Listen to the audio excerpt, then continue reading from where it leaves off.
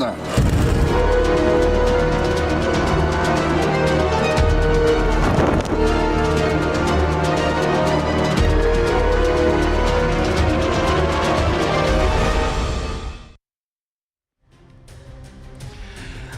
pemirsa, apa kabar Anda dimanapun berada, dari Sabang sampai Merauke, dari Miangas sampai Pulau Rote. Senang sekali rasanya malam ini kami bisa kembali menyapa Anda, tentunya melalui program kesayangan Anda di Nusantara TV.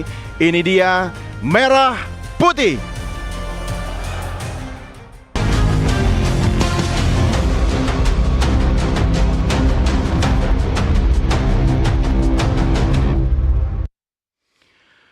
Saya Doni The Kaiser, berterima kasih Anda menyaksikan program Merah Putih. Selain melalui Nusantara TV, saksikan juga siaran kami live streaming di channel YouTube official Nusantara TV. Jangan lupa like, share, subscribe. Kalau ada pertanyaan, komentar, silahkan tuliskan di kolom komen di channel YouTube kami. Ya pemirsa, malam ini kita akan membahas sesuatu seperti yang disampaikan oleh Presiden Prabowo Subianto, seruan yang menggema dalam pidatonya di panggung Perserikatan Bangsa-Bangsa. Akhiri tragedi kemanusiaan di Gaza. Akui hak hidup dua bangsa.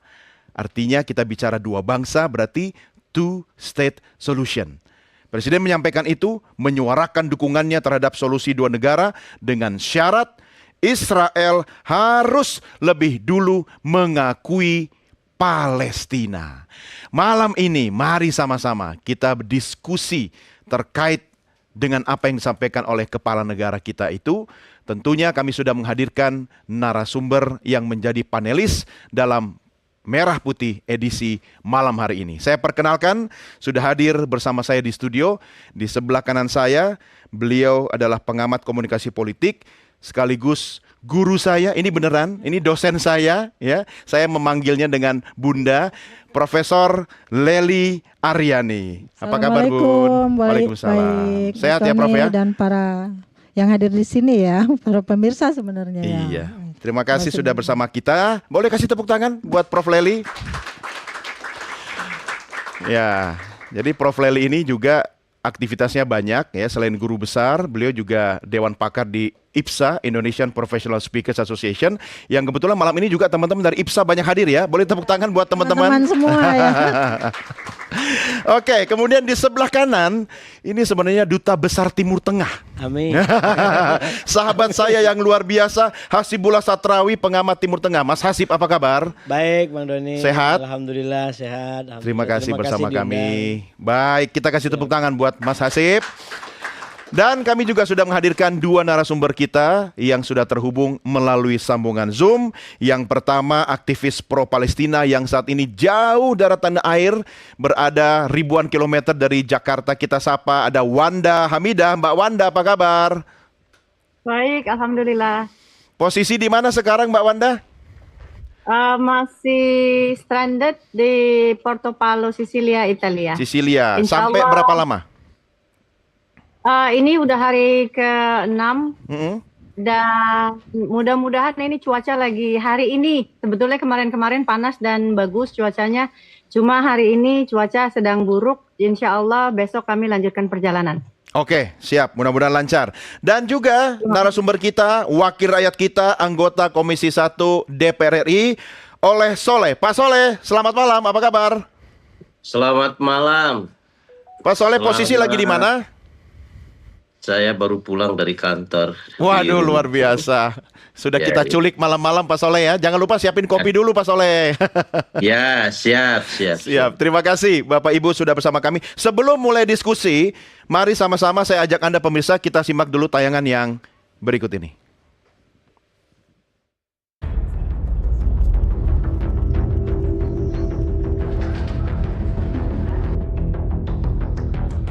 Kedatangan Presiden Prabowo Subianto di New York, Amerika Serikat menghadiri secara langsung sidang umum Perserikatan Bangsa-Bangsa menjadi titik awal momen bersejarah bagi Indonesia.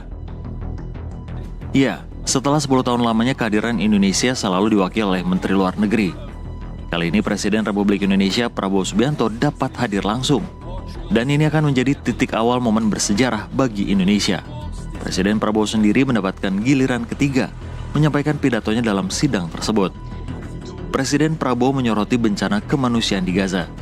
Presiden mengatakan prioritas utama saat ini adalah mengakhiri perang dan perdamaian harus segera dicapai. Prabowo juga menekankan Indonesia akan mengakui Israel jika mereka mengakui kemerdekaan negara Palestina. KTT Palestina dalam rangkaian sidang Majelis Umum PBB ini bertujuan untuk menggalang lebih banyak negara yang memberikan pengakuan terhadap negara Palestina, sehingga akan meningkatkan leverage Palestina dalam proses negosiasi damai. Dalam pidatonya tersebut, Prabowo juga menekankan pentingnya penghentian segera tragedi kemanusiaan di Gaza dan menegaskan komitmen Indonesia terhadap solusi dua negara sebagai jalan menuju perdamaian yang abadi. Only this two-state solution will lead to peace. We must guarantee statehood for Palestine, but Indonesia also declares that once Israel recognizes the independence and the statehood of Palestine, Indonesia will immediately recognize the state of Israel, and we will support all guarantees for the security of Israel.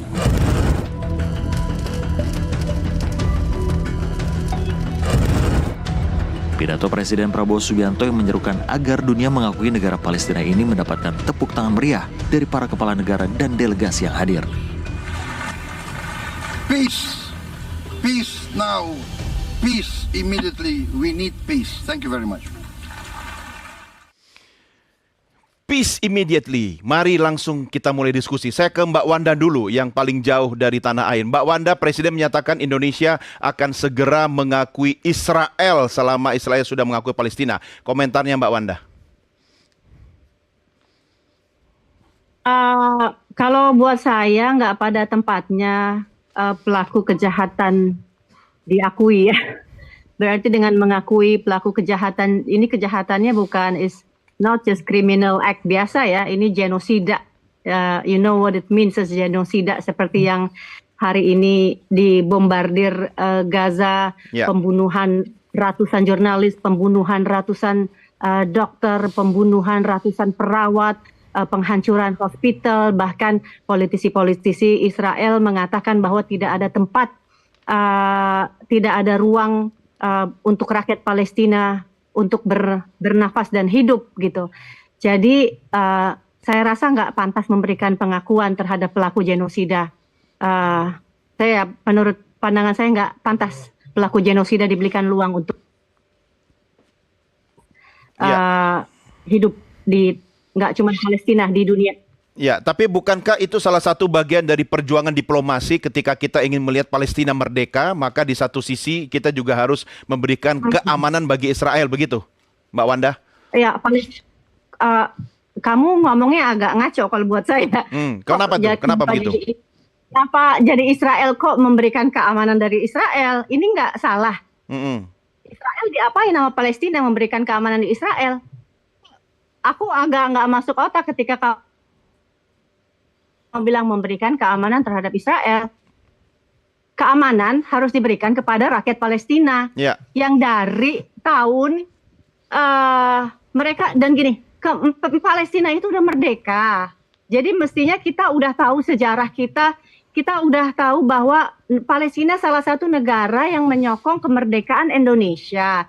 Dan kita udah tahu sejarah bahwa Palestina itu sudah merdeka. Diakui atau tidak diakui, mereka memenuhi syarat untuk menjadi negara merdeka. Jadi konyol kalau kita kembali ke belakang, mundur ke belakang seolah-olah Palestina belum merdeka. Palestina sudah merdeka, yang sekarang sedang dijajah, dirampas, dibunuh, rakyatnya, tanahnya diambil, dibombardir, dibumi hanguskan 100 kali, 1000 kali dari Hiroshima dan Nagasaki. Jadi kenapa jadi kalian memberikan keamanan di Israel? Am I not hearing? Apa saya salah dengar pertanyaan kamu? Ya, namanya juga diplomasi kan. Kita tidak bicara hitam putih karena forum PBB kan forum diplomasi. Sebentar, saya tanya ke Pak Soleh dulu. Ketika Presiden menyampaikan itu di forum PBB, Pak Soleh, apakah harus atas persetujuan DPR atau itu bagian dari otoritas seorang kepala negara sebesar Indonesia? Pak Soleh. Pertama tentu DPR mengapresiasi atas ketegasan Pak Presiden di forum PBB. Ada dua hal yang harus digarisbawahi dari Pak Presiden. Pertama, bahwa secara umum Pak Presiden meminta secepat-cepatnya ada kedamaian di wilayah Timur Tengah, terutama di wilayah Gaza.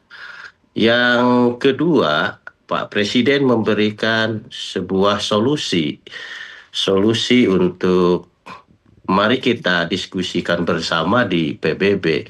Karena memang penjajahan Israel terhadap Palestina ini kan sudah berlangsung puluh-puluh tahun. Ya. Tidak ada solusi sesungguhnya. Bukan tidak ada solusi, tidak ada kemauan, tidak ada will, terutama dari Israel yang disponsori utama dari Amerika.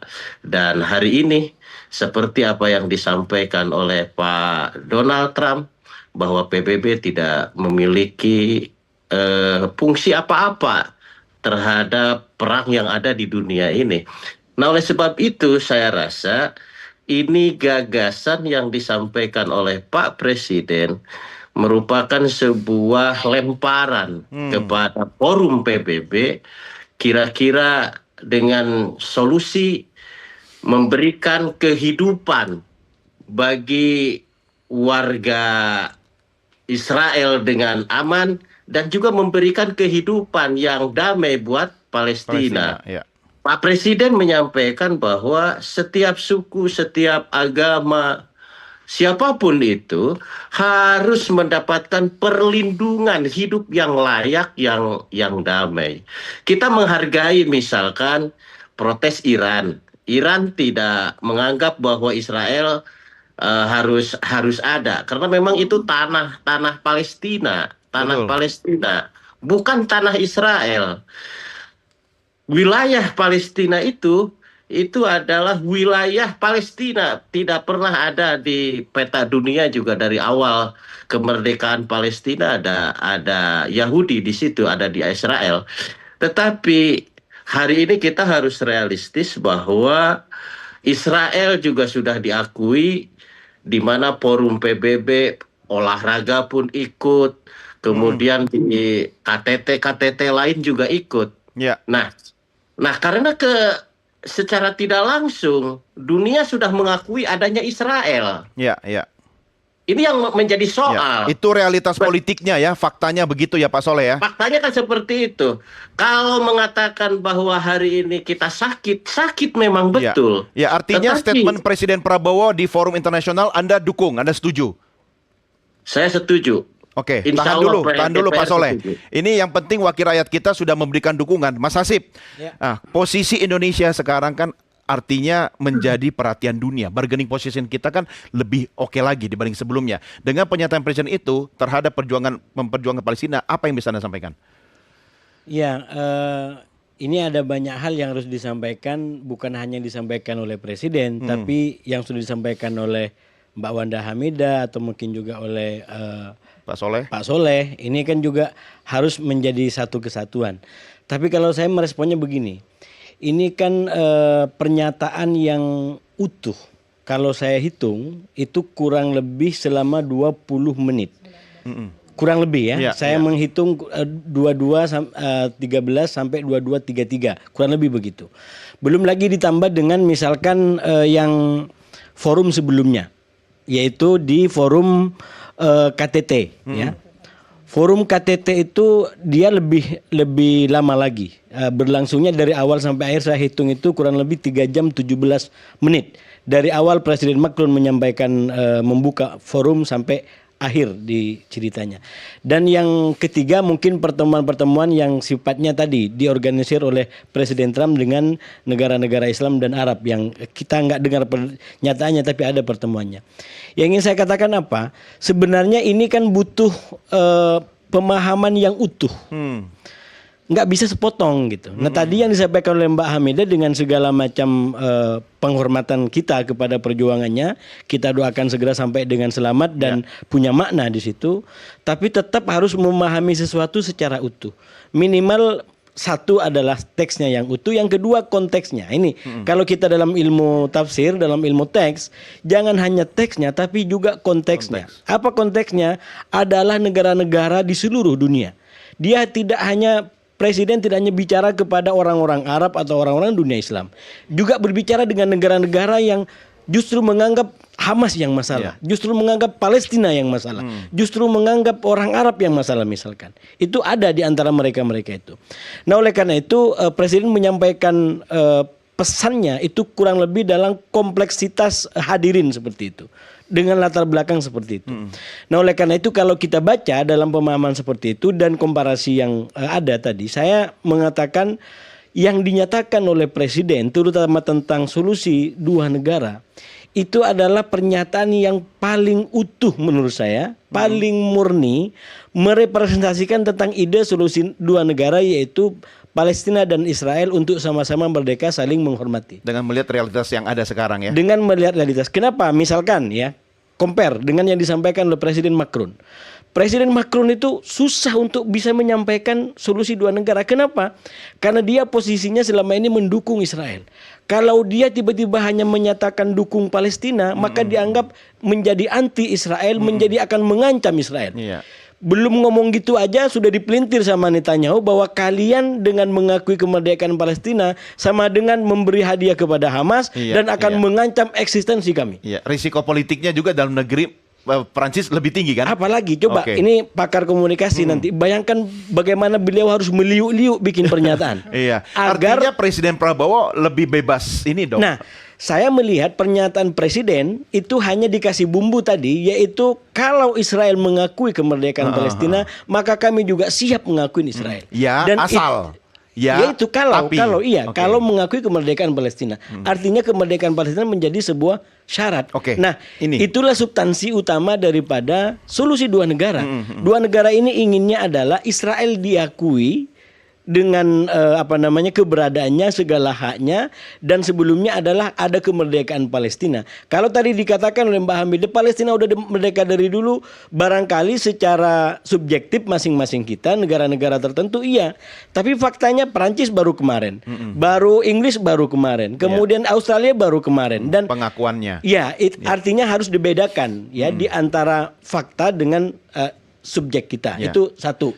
Yang kedua, sebelum ke beliau yang disampaikan oleh Mbak Hamidah tadi juga harus dibedakan di antara Israel sebagai bangsa, saya selalu katakan, dengan Netanyahu sebagai otak pemerintahan ini.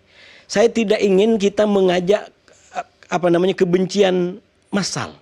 Kebencian kepada Netanyahu kemudian dialamatkan kepada seluruh orang Israel. Israel itu raya besar, katakanlah kayak Indonesia. Di Indonesia ada satu yang paling nggak kita suka, lalu mengatakan Indonesia semua sama, itu terlalu overgeneralisir.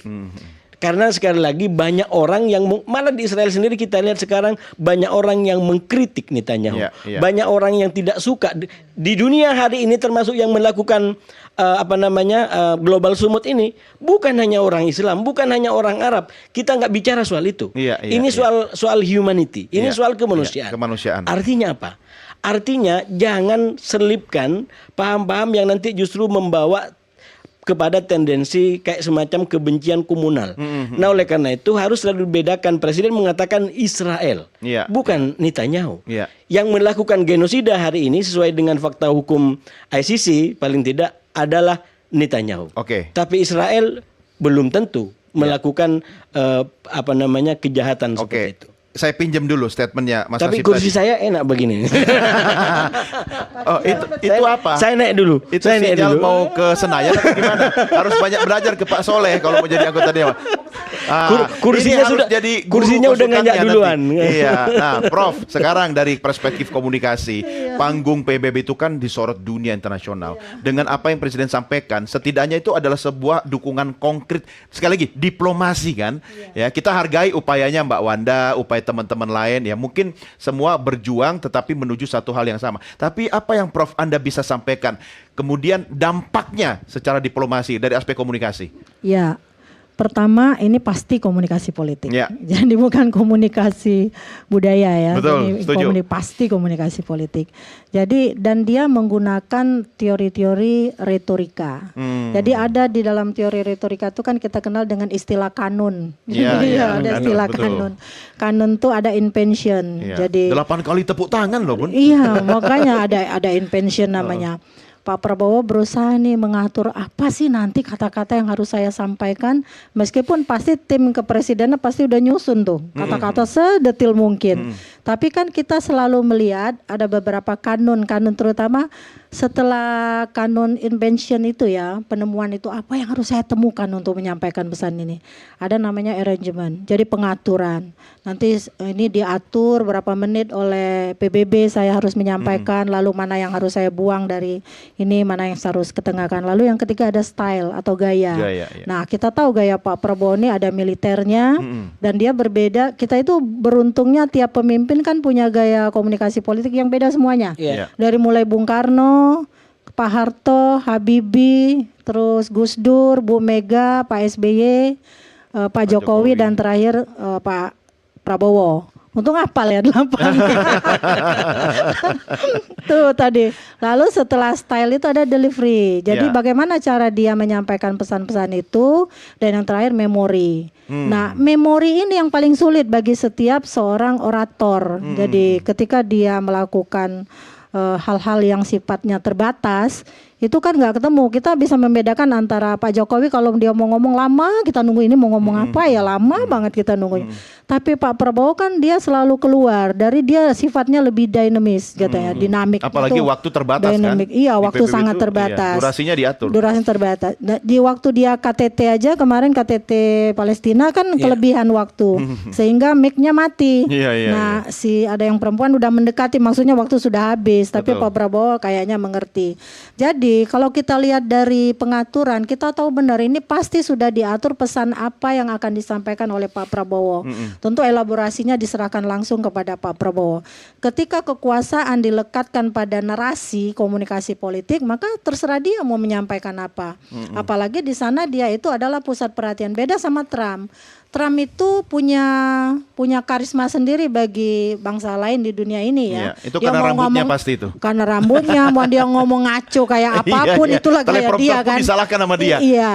Jadi makanya tadi Mbak Wanda Hamidah hanya memfokus pada satu kata. Padahal iya. begitu banyak rangkuman dari pengaturan yang coba dikeluarkan oleh Pak Prabowo, yang segala intinya adalah tentang problem yang selama ini tidak kita temukan jalan keluarnya. Iya, Tentu iya. dengan gayanya menggebu sampai tepuk-tepuk meja, kemudian dia ketemu sama Trump mengatakan, ini bagus banget gayamu sampai Iya. tepuk-tepuk meja. Betul, itu betul. kan istilahnya. Iya.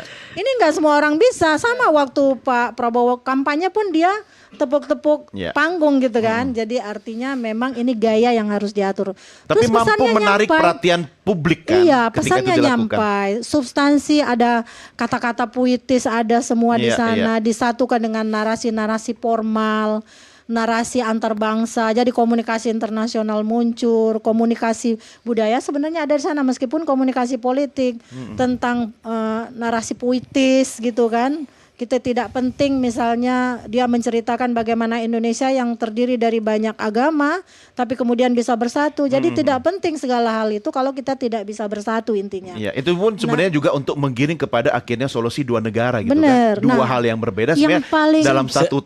Iya, yang paling kuat itu bagi Pak Prabowo itu memori. Memori. Dia bisa mengingat gitu ya. Iya. Bisa mengingat benar apa nih poin-poin penting di luar teks yang harus sampaikan. Di detik terakhir dia baru ngelihat teks gitu loh. Jadi memang menurut saya kalau tentang substansi tentang Timur Tengahnya bukan lahan Iya, saya iya. untuk Itu ahlinya. berbicara. Ada ahlinya. Kalau Tapi saya untuk membacanya segala begini. pesan itu sudah Iya, sampai. aspek komunikasinya Saya sampai. melihat ketika orang kita berbicara ada orang yang diam, berarti orang mendengarkan. Menyimak. Tapi Menyimak, kalau kita berbicara orang sibuk main HP, goyang kaki itu nggak menyimak. Tapi Kalau bisa saya jadi- ngomong kecuali tadi- kecuali kursinya jalan sendiri. Yang salah kursinya. kalau saya lagi ngomong tiba-tiba beliau turun lagi, saya berpikirnya gini, beliau mau meninggalkan bicara kan gitu. Bukan, ini kursinya udah lebih progresif. Iya, tapi semuanya saya lihat Bergerak lebih fokus. Meskipun memang yang banyak tepuk tangan adalah delegasi dari Indonesia ya. Indonesia, Tidak semua, iya. tapi orang seperti terpukau kalau menurut Iya, saya tuh. iya. Sehingga lupa untuk tepuk tangan yang banyak dan Iya. yang terakhirnya gitu. Saya Kira-kira. terus 8 terang kali tepuk tangan loh. Iya, saya terus terang begini mengamatinya ya. Ini untuk kurang lebih 20 menit dan tertata sedemikian rupa pesan yang begitu padat. Iya. Artinya dipersiapkan. Dipersiapkan dan itu Arrangementnya tadi. kalau dalam ilmu tulisan ya, kita belajar tulisan Iya. Mas Doni ya. Itu kan artinya masing-masing kalimat, masing-masing paragraf ada maknanya. Iya. Seperti Karena tulisan itu- Anda yang tajam dan selalu keren-keren ya itu kan. begitulah kurang lebih. Karena itu tulisan itu, pernyataan itu nggak bisa langsung main potong. Oke. Itu bahaya. Jadi dia punya korelasi di antara satu paragraf dengan paragraf yang lain. Bisa multitafsir ya kalau asal Ini potong. biar apa namanya kita lebih lengkap ya pemahamannya. Pada tahap invention itu kan ada pengantar atau pendahuluan, Itu dia, ada benar. isinya, Ada isinya, ada penutupnya, dan ada itu sudah dilakukan. Hmm, Jadi mau terlepas dia nggak baca teks, kemudian itu memang beruntun. Iya. Karena kalau beliau itu mahasiswa saya, kayaknya nilainya udah A itu. Tapi beliau presiden kita kan gitu. Untung saya mahasiswa beliau dulu. Jadi ya memang kalau kita analisa secara teks gitu ya, itu memang dimulai dari pengantar umum tentang realitas kemajmukan kurang Iya. lebih kan Iya. bahwa kita Iya. berbeda-beda Tapi kan baru. itu banyak aspek sejarah. Iya. Membuat aspek sejarah itu ke dalam satu diksi yang simpel Itu itu kan dia. butuh keahlian kan. Itu dia. Iya Dan kan tanpa mengubah makna gitu. tanpa mengubah makna. Belum baru kemudian substansi isi-isi yang Iya, ditata iya. sedemikian rupa. Iya. Soal katakanlah apa namanya perubahan iklim, Iya. soal apalagi soal Itu gimmick-gimmick lah. Iya, Cuma pertanyaan Nah, penting saya adalah apakah pidato presiden itu mampu kemudian membuka mata dunia, membangunkan negara-negara lain yang akhirnya untuk mereka terdorong untuk mengikuti two-state solution tadi. ya kalau kita mau baca ke sana tentu kita harus lihat beberapa hari, beberapa minggu setelah ini gitu. Karena kan orang pasti akan membicarakan dan menilai dulu. Cuman kalau hari ini kita baru bisa menilai pada katakanlah muatan tekstual dan substansi daripada yang disampaikan. Untuk sementara ini 184 ya. 142 142 negara yang, yang sudah. sudah Artinya, mengakuin. apakah maksud pertanyaan Mas Doni, apakah setelah pidato Pak Prabowo bisa Bisa lebih nambah banyak lagi? negaranya yang mendukung. Ya, itu tidak otomatis Nggak menurut bisa saya. instan. Ya, Tidak. dan sekali lagi faktornya banyak orang yang bekerja, Oke, bukan sebentar. hanya Saya Presiden coba Prabowo. balik ke Mbak Wanda dulu ya. Ini Mbak Wanda paling jauh soalnya. Mbak Wanda masih bersama kami? Halo Mbak Wanda? Oke, sepertinya sinyal Agak susah. ada gangguan ya. Oke, Jauh. nanti kita lanjutkan ke Mbak Wanda sama Pak Soleh lagi. Kita rehat dulu. Kita akan lanjutkan diskusi kita di segmen berikutnya. Tetap bersama kami di Merah Putih.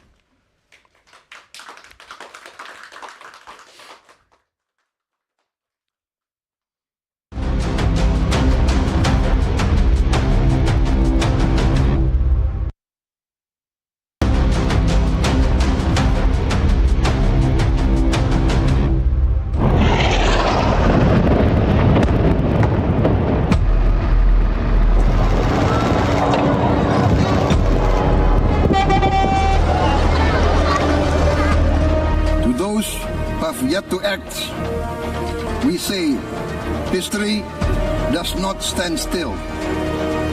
We must recognize Palestine now. We must stop the humanitarian catastrophe in Gaza.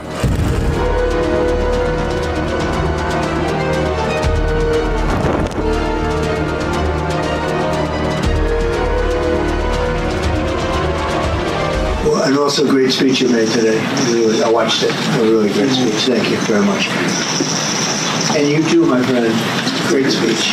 You did a great job pounding on that table. I said, how would you like to deal with him when you left? It's not easy. You did a great job. Thank you very much.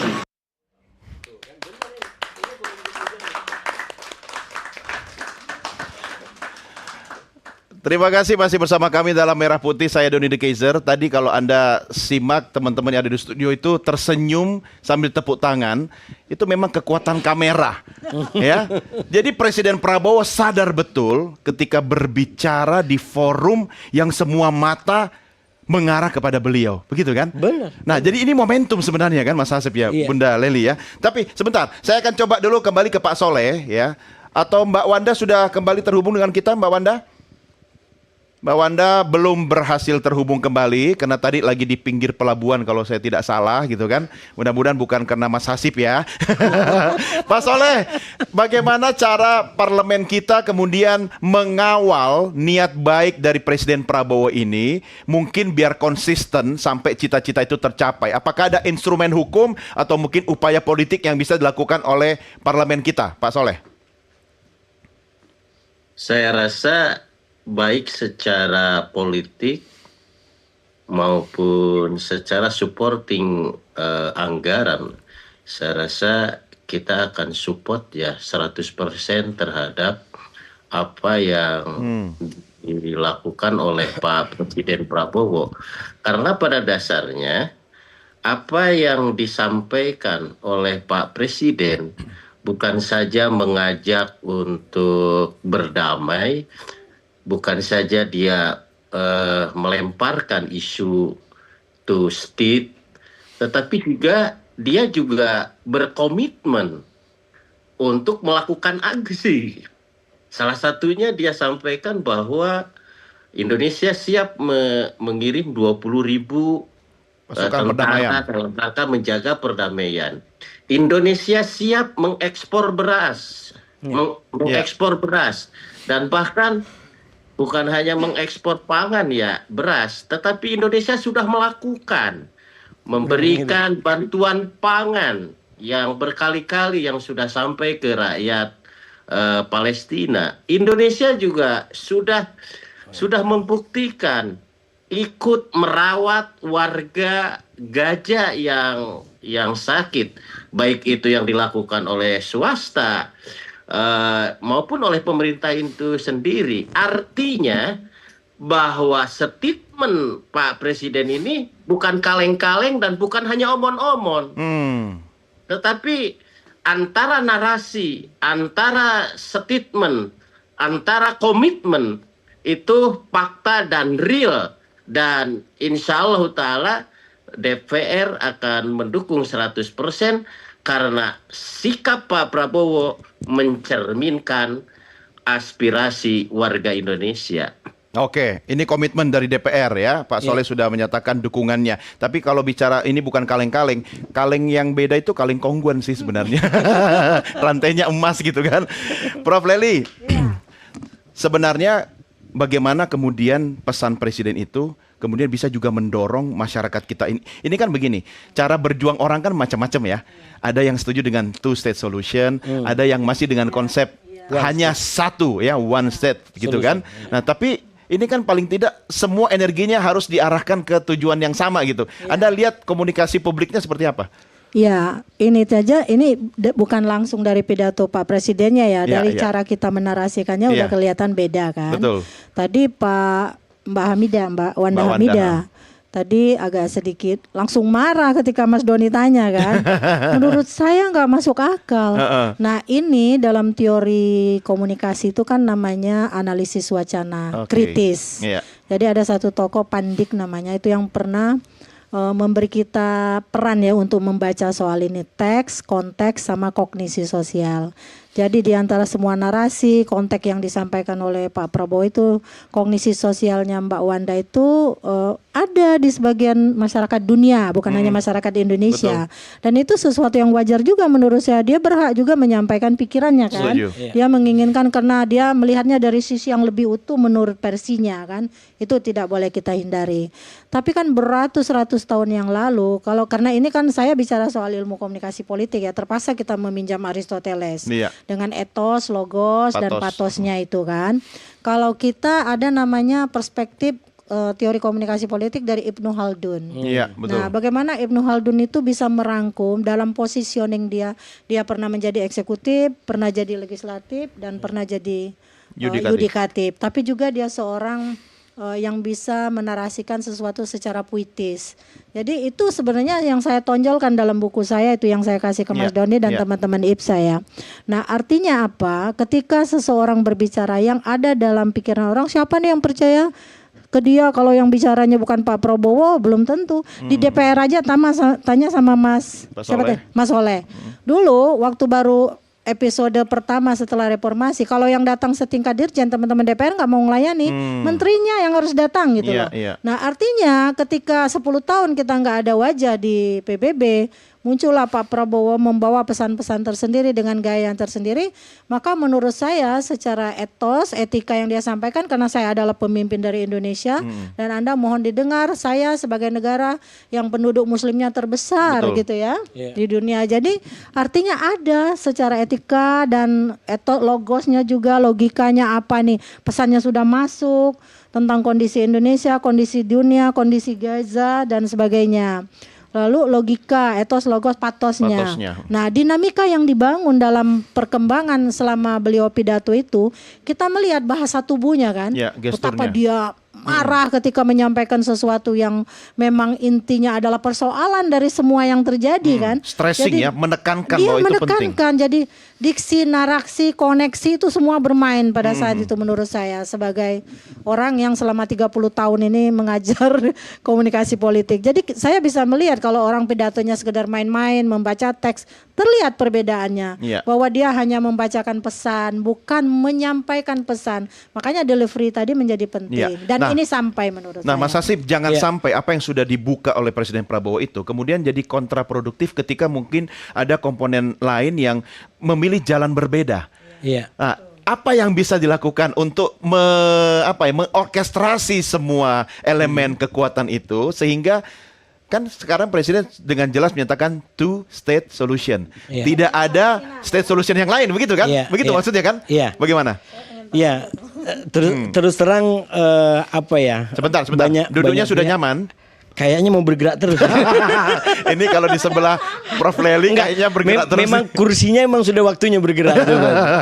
Gini Mas Doni, terus terang saya selalu katakan kita seakan-akan fokusnya hanya kepada Palestina.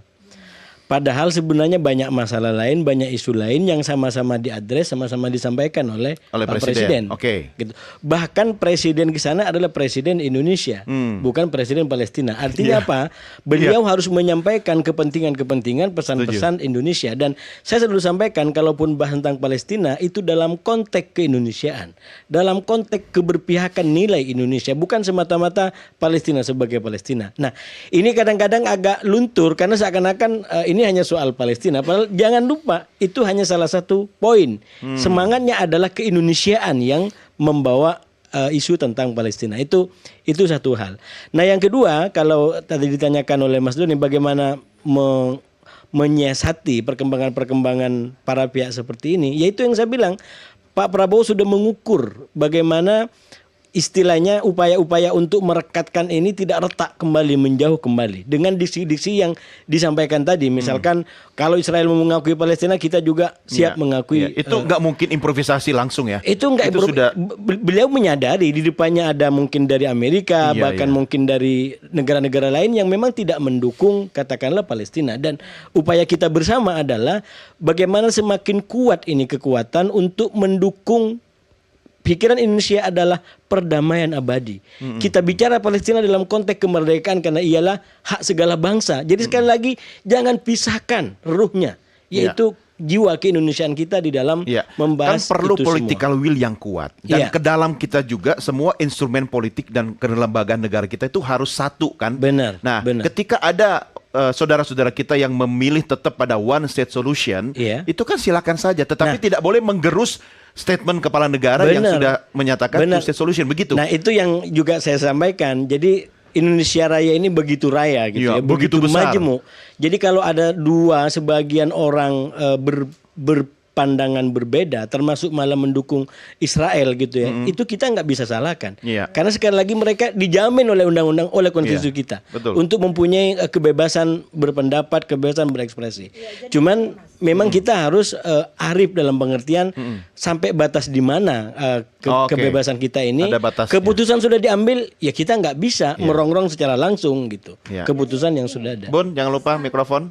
Nah, Pesan komunikasi politik itu kan bukan tergantung komunikatornya, tapi Semata-mata. tergantung pada penerima pesannya.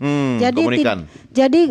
tidak ada istilah komunikan lagi. Komunikan itu diletakkan pada orang yang posisinya pasif, tidak kreatif, tidak inovatif. Ini sudah nggak seperti itu lagi sekarang Jadi, ya. kita komunikator, dia komunikator. Jadi sama-sama Oke. komunikator. Jadi kalau komunikan itu letaknya orang yang balelo zaman Orde Baru lah, Iya, dengar, menerima diam saja aja, pasti. menerima Artinya saja. kalau dua-duanya komunikator berarti ini ada dialektika yang terbangun semuanya Nah, kan? itu Respon ya tadi. maksud Anda ya, Prof, Nah, ya? bukankah sebelum sampai pada two state solution itu, Pak Prabowo kan mengatakan kita tidak ada ingin lagi ada air mata, ada perempuan yang meminta pertolongan dan seterusnya. Semua emosi itu sudah dikeluarkan lebih dulu sebelum sampai pada kesimpulan itu. Artinya kalau barangkali kalau memilu Israel nggak mau kan gitu. Nah ini kan tentang negara, jadi memang bukan tentang individu. Jadi di negara Indonesia ini ada dua kelompok, yang satu menginginkan bener deh Israel pokoknya di bumi hanguskan Israelnya, bukan Palestinanya. Iya. Di pihak lain kita harus menemukan jalan, dia kuat gitu loh. Dia didukung oleh negara yang punya hak veto. Nah, jadi kita harus mencari jalan nih. Ibarat orang bernegosiasi kan, teknik-teknik negosiasi kan harus digunakan. Bila perlu merayu dia dulu, seperti kita datang ke sebuah hotel. Mas mau kamar yang nomor berapa? Kamar ini ada ininya, ini nggak boleh ngerokok. Padahal dia perokok berat. Gimana solusinya? Ditaruhlah di lantai 4 yang semuanya ada perokok. Nah seperti itulah. Jadi ada teknik negosiasi yang digunakan, yang disampaikan secara langsung kepada Israelnya pada pertemuan yang berbeda barangkali. Tapi di pertemuan itu di forum internasional didengar seluruh dunia. Pak Prabowo sebagai Presiden Indonesia, yang rakyat Indonesia pasti menginginkan Palestina merdeka. Presiden sedang bernegosiasi tingkat Dia pasti tinggi nih ya, negosiasi gitu. di level internasional ya. Iya. Sebentar, saya ke Pak Soleh dulu. Pak Soleh, ini kalau kita melihat perkembangannya ke depan, apakah perlu juga statement Presiden ini didukung oleh aktivitas antar parlemen misalnya, ya, sehingga nanti upayanya semua mengerucut kepada apa yang diinginkan Presiden, two state solution. Komentar Pak Soleh. Benar tuh. Saya rasa saya optimis ya 100% ketika melihat pidato berbagai kepala negara, baik dari Afrika, kemudian Asia, Eropa, dan yang lebih mengejutkan adalah pidatonya juga dari Arab Saudi ya. Arab Saudi biasanya agak lembek. Kalau kemarin kan sudah bahkan dia akan memboikot ya produk-produk dari Israel. Saya rasa kalau pertanyaan tadi apakah akan ada gerakan konkret ya, gerakan konkret dari pertemuan kepala-kepala negara di PBB, saya rasa ini akan kami teruskan perjuangan Pak Presiden, amanah rakyat Indonesia dan amanah penduduk bumi yang tidak bisa dibeda-bedakan dalam hak hidupnya. Maka kami sebagai DPR akan melanjutkan perjuangan ini dalam rangka lobby-lobby serta aksi-aksi nyata di BKSAP, di BKSAP parlemen yang sudah terhimpun. Saya rasa insyaallah ta'ala DPR akan terus memantau dan akan terus melakukan aksi nyata, dan bila perlu kami membuat roadmap-nya. Itu dia. Saya boleh nanya Mas Doni? Boleh, silakan. Mas Soleh, kebetulan di 2007 itu saya menjadi staf ahli di Komisi 1. Nah, sebenarnya pembicaraan tentang Palestina ini sudah menjadi bahasan bagi pemerintah Indonesia di 2004 loh. Nah, di 2004 itu saya juga tadi mendengar pernyataan Martina Talegawa. Tapi mengapa kita tidak pernah sukses? Adakah teman-teman DPR selama ini tidak fokus, terutama di Komisi 1, untuk bagaimana membangun sinergi dengan pemerintah yang punya kekuatan langsung keluar, disokong oleh parlemen tadi.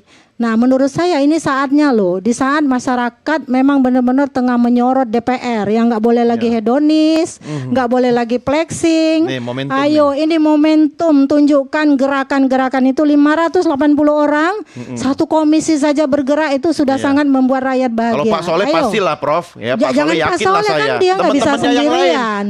Beliau nggak bisa Iya, sendirian. gimana tuh Pak Soleh meresponnya? Saya rasa kalau menilai terkait kinerja yang dulu dan tentunya harapan ke depan, saya rasa ini juga kan Ibu Profesor juga paham bahwa gerakan untuk bagaimana aksi-aksi nyata mencapai kemerdekaan di negara-negara yang dijajah, saya rasa kan tidak bisa hanya Indonesia sendiri, tidak bisa juga parlemen kita sendiri. Ini karena kolektif kolegial bukan hanya di Indonesia tetapi kolektif kolegial di dunia. Kita terus-terusan menyuarakan dengan lantang, tapi kalau misalkan di OKI sendiri masih beda pendapat, nah ini juga menjadi persoalan. Tapi Hari saya jarang lihat nih Mas. Sepakat dengan Ibu Profesor bahwa ke depan harus ada aksi-aksi nyata. Ya, konkret.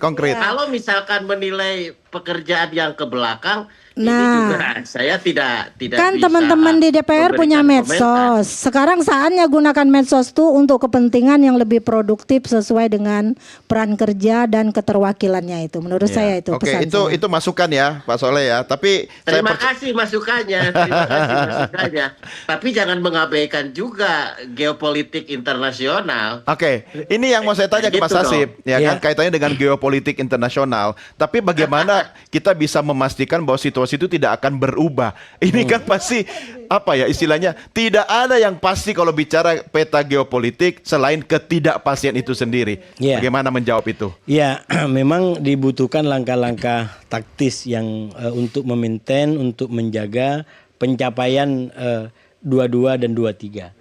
22 itu adalah pencapaian Palestina karena negara badai pengakuan kemerdekaan Palestina karena begitu banyak. 23 adalah pencapaian Indonesia atau Pak Presiden Prabowo ketika menyampaikan ini sebenarnya tanpa sadar loh, kalau kita amatin dari 3 pertemuan itu ada satu hal yang menurut saya besar, yaitu Pak Prabowo telah menjadi kayak semacam bintang baru. Iya, new star ya. Iya, itu orang jarang bicara. Trump sudah menyatakan itu gitu kan. Jadi ini kenapa? Nah, lagi-lagi Pak Prabowo kalau sendiri tidak akan menjadi siapa-siapa. Beliau menjadi diperhatikan karena katakanlah kebangsaan, pengalaman Indonesia yang ada. Nah, itu karena yang dia menurut membawa saya bangsa Indonesia. Tapi menariknya juga Mas Hasib, seketika Presiden menyampaikan pidato itu, kita juga merasa Indonesia ada. Benar. Ya kan di kancah internasional Kan, gitu kan. modalnya tadi udah dibahas dari pidato. Kan ini semuanya dari pidato. Dan pidatonya itu sudah sedemikian rupa pembukaan dan dipungkasi dengan realitas kemajemukan tadi kan. Dan itu kerukunan global yang cukup menginspirasi bagi masyarakat. Nah, oleh karena itu menurut saya kembali ke pertanyaan Mas Doni tadi, bagaimana cara menjaga ini semua? Yang pertama harus dijaga oleh Presiden dan katakanlah DPR, bagaimana posisi istimewa Indonesia ini. Karena kenapa dia bisa jadi bintang baru? Loh, yang lain-lain kan sudah biasa Trump. Dia udah biasa dengan Raja Qatar, biasa dengan Raja Arab Saudi, ada mau juga satu sama lain, ada bisnis. Kalau mungkin masyarakatnya ya biasa aja ketemu. Lah ini Presiden, coba Indonesia baru diambang disampaikan. Diambang kita akan menjadi lumbung dunia. Belum menjadi. Nah, artinya apa? Sederet pekerjaan itu yang pertama tadi nyambung ke nasional kita. Berbagai macam mungkin keresahan masyarakat, kekurangan sekarang harus menjadi kesadaran untuk diperkuat sehingga yang awalnya diambang menjadi kenyataan, menjadi era yang sudah kita alami. Dan yang kedua, jangan lupa untuk menjaga sekali lagi demokrasi. Karena kalau dibandingkan dengan negara-negara lain yang membuat Indonesia ini betul-betul istimewa, ya karena demokrasinya. Kalau dari negara-negara Arab di Timur Tengah itu masih menjadi persoalan. Bukan demokrasi, demokrasi. Ya, saya tidak berani menggunakan istilah lebih karena saya orang sana gitu ya. Tahan Kan dulu, masing-masing tahan itu. dulu ya. Kita rehat dulu ya. Sebenarnya dari statement Anda berdua dan bertiga dengan Pak Soleh itu semakin meneguhkan ya, khusus buat teman-teman juga dari komunitas IPSA yang ada di sini, itu pentingnya public speaking. Ya kan? Iya. Kemampuan komunikasi publik itu penting, apalagi sebagai seorang pemimpin negara sebesar Indonesia itu kan. Makanya pemirsa, perkuat, pertajam kemampuan public speaking ya. Jangan kemana-mana. Merah Putih segera kembali sesaat lagi.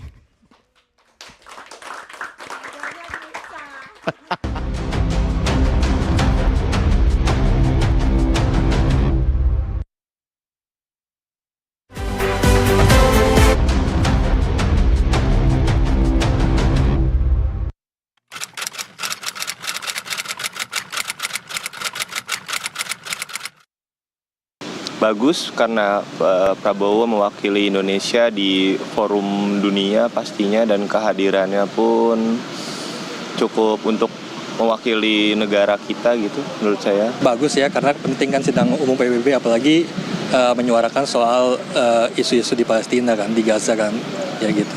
Ya, dari 10 tahun kita absen di PBB, tentu ini adalah satu hal yang membanggakan, satu hal yang sangat luar biasa. Akhirnya Indonesia bisa kembali hadir di sidang PBB, bahkan kita bisa menyuarakan tentang hak kemanusiaan.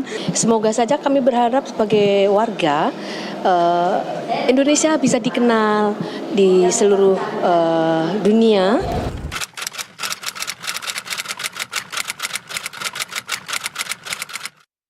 Mungkin apa yang disampaikan sama Prabowo tentang apa yang harus diakhiri di Gaza itu sudah cukup mewakili aspirasi rakyat Indonesia, karena memang apa yang terjadi di Palestina itu udah bukan soal agama tapi sudah tentang kemanusiaan. Jadi apapun yang berkaitan dengan kemerdekaan Palestina pastinya masyarakat Indonesia mendukung juga. Kalau saya secara pribadi sih setuju aja ya akhiri perang ya, karena perang kan nggak ada yang baik, artinya semua perang itu kan buruk ya, jadi baiknya sih emang perang itu berakhir sih. Sangat setuju ya, apalagi Presiden menegaskan bagaimana posisi Indonesia yang berkomitmen selalu mendukung penuh terhadap kebebasan kemerdekaan Palestina, dan juga menyuarakan soal two-state solution itu adalah satu solusi yang memang tepat. Itu lebih bagus juga, karena saya juga seorang Muslim, karena itu kita sebagai kemanusiaan ya, kasihan sekali sudah banyak korban-korban, tidak hanya 1.000, 2.000, udah jutaan manusia. Semoga saja itu segera terselesaikan. Mungkin dari seluruh dunia itu bisa memerdekakan ya untuk Palestina. Iya.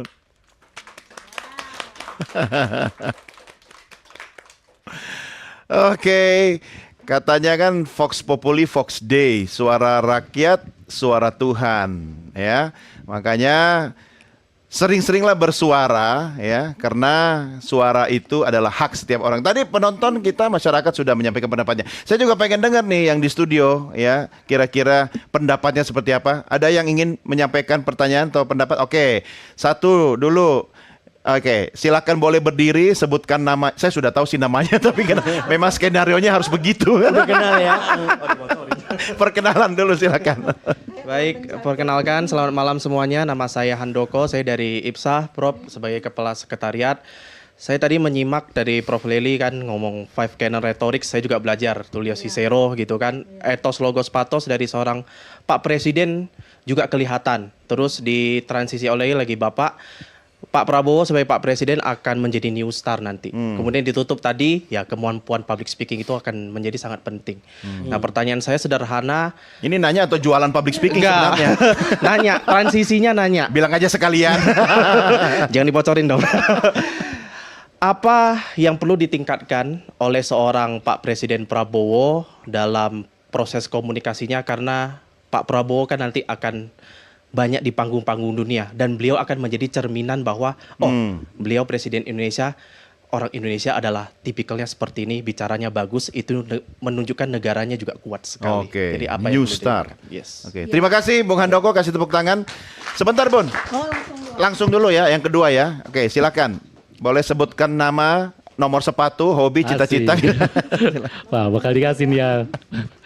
Baik, terima kasih. Saya Fauzi dari IPSA juga ya, member. Kemudian yang hadir di sini adalah yang ingin saya tanyakan adalah kalau melihat dari yang disampaikan oleh Bapak Presiden itu seperti peluang ya. Nah, tetapi apakah ada juga hal-hal yang perlu diantisipasi karena risiko negatif juga bisa saja terjadi. Seperti itu. Terima kasih. Antisipasi dan preventif. Terima kasih. Kasih tepuk tangan buat penanya berdua. Silakan Prof duluan. Pertama, kan Pak Prabowo pada saat itu berdiri mewakili bangsa Indonesia. Ketika di Indonesia, dia mewakili dirinya sendiri sebagai pemimpin kita, gitu kan. Yang sering menjadi kritik adalah ketika Pak Prabowo menggunakan istilah omon-omon waktu kampanye. Yang kemudian ketika beliau berkuasa ada beberapa bagian dari kebijakannya yang dianggap omon-omon gitu.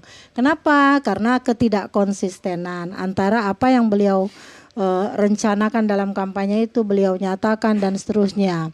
Contohnya juga nih misalnya pembukaan lapangan kerja dan sebagainya ya yang kenapa sih laporan BPS pengangguran absolut ya, pengangguran absolut menurun, ekstrim menurun, kemiskinan menurun, terus besoknya Pak Prabowo juga berpidato, ternyata katanya masyarakat desa itu penghasilannya meningkat tajam gitu. Terus saya banyak nih langsung di WA nih bertubi-tubi dring maksudnya nanya, Bunda itu siapa yang melapor ke beliau itu ya? Saya jawabnya gini aja, kalau BPS tuh jawab yang jelek-jelek, pasti dia disuruh kerja lagi. Kalau enggak dia dipecat. Jadi ya udah. Nah, artinya yang dibutuhkan oleh seorang pemimpin itu bukan hanya kata-katanya, tapi konsistensi antara kata dan perbuatan. Walk the talk. Jadi, ya. Apa yang diucapkan itulah yang harus dia lakukan. Selaras. Ketika itu tidak ada, maka ya sulit bagi dia untuk memantik kepercayaan publik. Makanya etos, logo dan patos itu yang dinyatakan. Rasulullah juga demikian, ini ahlinya nanti akan bercerita kan. Ya, kenapa? Saya tahu benar ketika orang kan sibuk berkata Rasulullah istrinya kok banyak, tapi apakah beliau bisa adil? Ditunjuk dengan cara memberi cincin pada seorang istrinya. Ini jangan bilang ya sama siapa-siapa saya kasih kamu cincin. Nanti yang kedua dibilang juga begitu. Jadi sehingga yang ketiga dibilang juga itu jangan bilang siapa-siapa sehingga merasa adil. Nah, keadilan ini dilihat oleh negara luar loh. Wah, Pak Prabowo ngomongnya di sini idealis banget gitu, normatif semuanya. Tapi kenyataannya rakyatnya begini. Ada tagar apa? Kabur aja dulu. Tagar apa lagi? Indonesia gelap dan seterusnya dan sebagainya. Itu juga saya dengar nih dari diaspora Indonesia, Bunda udah lupa ya dengan tagar Indonesia gelap. Jadi kemarin saya langsung dikirimin juga WA ketika pidato Pak Prabowo itu tengah berlangsung. Tapi kita kan harus membangun optimisme. Saya kira Pak Prabowo juga ingin menjadi presiden yang tidak dilupakan oleh sejarah. Seperti pernyataannya di PBB itu. Sekaligus preventifnya apa nih? Seperti pertanyaan kedua tadi nih Prof. Iya, mencegah dari kesombongan itu. Kesombongan ketika dia berkuasa merasa dirinya lebih dari segalanya gitu loh. Bahwa yang memilihnya adalah rakyat. Biasanya dalam problem komunikasi itu kan komunikasi antara yang memilih dan yang dipilih kan selesai ketika yang dipilih itu terpilih. Nah, kalau dengan teman-teman anggota dewan nih Pak Soleh itu sebelumnya nomor HP dibagi-bagi sama kita nih. Nanti kalau ada apa-apa butuh bantuan ya hubungi saya. Itu waktu kampanye. Selesai kampanye ganti nomor HP. Nomor HP itu nggak ada lagi. Nah, masa sih Prof? Banyak teman-teman. Mas Soleh enggak tuh dari dulu sama nomornya. Para aktivis yang selama ini membantu teman-teman yang masuk ke legislatif juga ngadunya ke saya, Bunda. Padahal yang jadi orang juga banyak mantan mahasiswa kita. Jadi karena udah 35 tahun mengajar, jadi udah banyak mantan-mantan nih. Saya salah satunya mantan mahasiswa beliau ya. Oke, Mas Hasif silakan ditanggapi dulu. Iya, saya rasa memang poinnya kita harus menyadari bersama-sama bahwa presiden atau Pak Prabowo kalau sendiri ya bukan siapa-siapa. Jadi kalau kita menanyakan apa yang harus diantisipasi, ini juga kolektif menurut saya. Seorang pemimpin atau para pimpinan secara umum, apalagi Indonesia sudah multi partai, kemudian multi pemerintahan dari pusat sampai daerah. Jadi ini zamannya bukan hanya satu orang yang kita minta tanggung jawab. Jadi kita harus berproses bersama-sama State sebagai and nation, bangsa. ya. Iya, siapa yang menjadi pemimpin, siapa yang sebagai DPR, siapa yang sebagai rakyat untuk menjalankan fungsinya masing-masing. Saya tidak percaya satu orang menjadi aktor bagi perubahan-perubahan besar itu semua. Ada hal-hal kolektif yang harus kita lakukan bareng-bareng. Nah, oleh karena itu segala kekurangan-kekurangan yang ada menurut saya itu harus kita penuhin. Dan harus tetap, kalau saya bicara dalam konteks demokrasi itu yang sekarang harus kita jaga bersama adalah tadi bagaimana hak-hak warga bisa dipenuhi, tapi juga kewajiban pemerintah, kewajiban negara itu bisa dilaksanakan. Saya coba kaitkan dengan pertanyaannya Bung Fauzi tadi, ketika statement presiden di forum internasional mendapat dukungan, tetapi juga ada peluang ekses negatifnya nggak terhadap apa yang disampaikan oleh presiden itu? Ya, otomatis itu kan kita tidak Kepada bisa yang kontra mungkin ya? Iya, tidak bisa memuaskan seluruh pihak. Ya. Jadi harus ada kesadaran risiko, memanage risiko. Nah, tentu saja segala macam lembaga negara mulai dari intelijen kemudian penegak hukum itu tidak bisa polos menghadapi permainan-permainan pihak luar gitu. Misalkan Israel dalam hal ini kan dia pasti tidak happy dengan negara yang katakanlah terlalu keras misalkan, walaupun kita lihat Pak Presiden tidak terlalu keras di situ ya, justru malah tadi dikatakan kalau mengakui kemerdekaan Palestina kita siap mengakui kemerdekaan Israel. Artinya apa? Dia tidak menunjuk hidung kalau kata orang Indonesia ya dalam bahasa komunikasi. Dia tidak menuding. Kalau Trump dia udah langsung menuding itu kita ingin kemerdekaan, kita ingin kesepakatan, tapi Hamas selalu menggagalkan. Padahal kalau dibaca secara fakta lapangan yang menyerang Qatar perundingan Hamas itu adalah Israel dan itu pada saat mau perundingan tentang Gaza. Sekali lagi masing-masing negara Pak Prabowo mencoba untuk tidak katakanlah menjadi konfliktual. Dia ingin menjadi solusi bagi semua dan mencoba agar kemerdekaan Palestina bisa semakin dekat dan dukungan para pihak makin kuat, termasuk yang tadi disampaikan itu semua diambil dari pengalaman Indonesia terutama dalam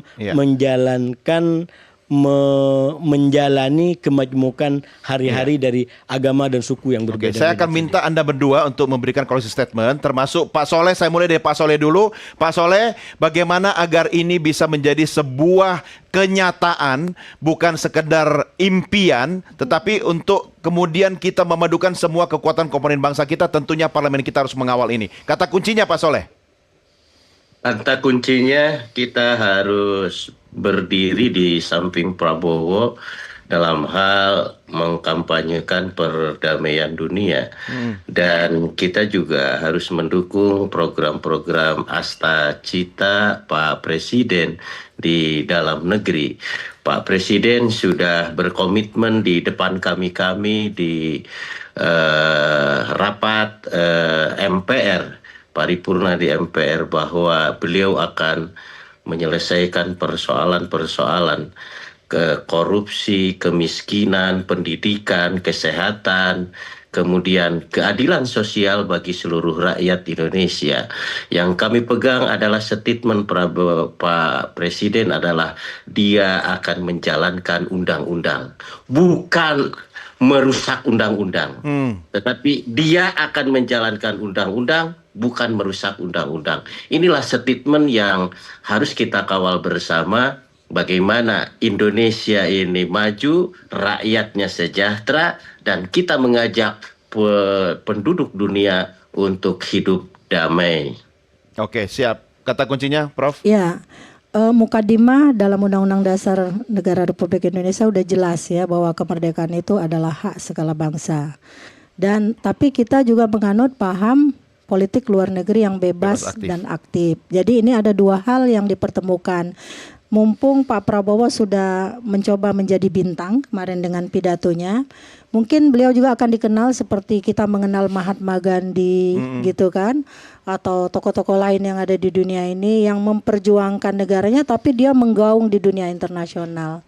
Kira-kira itu. Jadi kita memang harus bersama-sama mengingatkan juga mereka-mereka yang seharusnya berkontribusi langsung. Kalau kita kan nggak bisa mendampingi langsung Pak Prabowo, teman-teman di DPR yang paling berkompeten untuk itu karena mereka punya fasilitas. Iya. Kita tidak punya. Kita titip ya. Kita titip pesan itu kepada mereka. Oke, Saya kira Mas itu. Hasib silakan. Ya, saya ingin menyimpulkan dalam dua penekanan, yaitu peluang dan tantangan. Peluang saya rasa 22 dan 23 kemarin sudah terbuka begitu luas. Jadi bagaimana Pak Presiden menampilkan realitas Indonesia di panggung dunia, semua idenya, semua kenyataannya, termasuk terkait dengan demokrasinya menurut saya, karena sekali lagi yang sangat istimewa dari Indonesia ini hari ini adalah pengalaman demokrasi, apalagi pemilihan langsung. Iya. Coba nanti dicek negara mana yang sudah menjalankan pemilihan kepala daerah secara langsung. Itu tidak banyak, dan alhamdulillah kita sudah menjalankan itu, walaupun mau diganti lagi Prof ya katanya. Jadi itu Wacana. isunya gitu. Tapi sekali lagi ini sudah menjadi peluang untuk dijaga. Nah, sekarang tantangannya adalah pulang ke Indonesia harus kerja lebih keras lagi, karena masyarakat menunggu hal-hal yang lebih konkret. Mungkin ada pihak yang masih ragu, masih nggak percaya dengan apa yang disampaikan, dan kita berharap Pak Prabowo bisa memimpin masyarakat Indonesia dengan welas asih, dengan perhatian dan menyayangi mereka-mereka termasuk yang berbeda bahkan kritis. Dan dalam beberapa bulan pertama ini ada indikasi ke sana menurut saya. Paling tidak dari demo yang panas kemarin, itu salah satunya menurut saya, karena ada sentuhan-sentuhan dingin dari para pihak semua. Semoga ini bisa makin menguatkan Indonesia sebagai bangsa, menjadi kebanggaan bagi kita semua dan bermanfaat bagi dunia secara. Jadi two state solution bukan impian kan? Two state solution bukan impian. Bukan angan-angan saja. Bukan angan-angan. Bukan keniscayaan. Justru itu adalah kebutuhan untuk menjamin perdamaian kedua belah yang permanen. bangsa. Oke, kita kawal sama-sama. Mas Amin. Hasib terima kasih. Sama-sama. Prof Leli, Bunda terima kasih. Pak Soleh juga terima kasih sudah berbincang bersama kami. Salam buat keluarga, dan juga terima kasih buat teman-teman yang sudah hadir di studio. Boleh tepuk tangan buat Anda semua. Terima kasih sudah bersama kami ya. Salam buat keluarga, sampai malam ke studio Nusantara TV ya kan. Ini bukti Anda memang benar ke studio ya. Oke. Iya. Pemirsa, kami akhiri sampai di sini Merah Putih. Saya Doni The Gazer berterima kasih. Sampai jumpa, salam Nusantara. Merdeka.